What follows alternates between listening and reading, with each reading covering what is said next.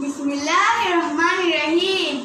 Hello friends, Assalamualaikum. Welcome back to the next Islamic Club at University Arifami. I'm Sarika from Chattogram. So friends, তোমরা যদি সব জায়গায় toilet, washroom, bathroom বলে এটা কি ঠিক দেখায়? চলো আমরা টয়লেটকে বা বাথরুম, ওয়াশরুমকে অন্যভাবে কিভাবে বলা যায় শিখে নিই। Otherwise to say toilet, bathroom, washroom. যদি তোমরা ফ্যান্সি রেস্টুরেন্ট বা ক্যাফেতে হও তাহলে তোমরা বলতে পারো powder room. ফ্যান্সি রেস্টুরেন্ট বা ক্যাফেতে হলে powder room.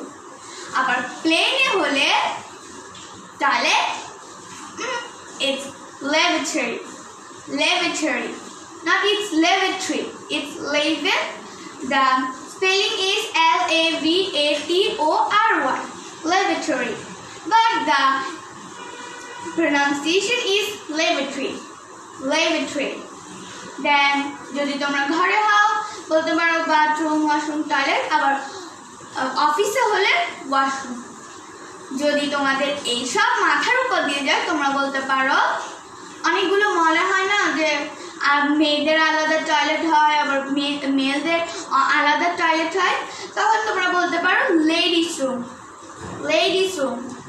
আর যদি তুমি ছেলে হও তোমরা বলতে পারো মেন্স রুম। আবার কোনো পাবলিক টয়লেট হলে তখন তোমরা বলতে পারো কমফর্ট স্টেশন। আবার ব্রিটিশে কিন্তু টয়লেটকে আরেকটা জিনিস বলে, তোমাদেরকে কিন্তু আমি এটা বলেছিলাম ব্রিটিশ ভার্সেস আমেরিকানে, তোমরা দেখে বলতে পারো নাকি। ওটা কিন্তু এল দিয়ে শুরু হয়। Tick 1, tick 2, tick 3, tick 4, tick 5। যারা বলতে পেরেছো তাদের মাইন্ড অনেক শার্প, আর যারা বলতে পারোনি তারা সেই ভিডিওটা গিয়ে দেখবে।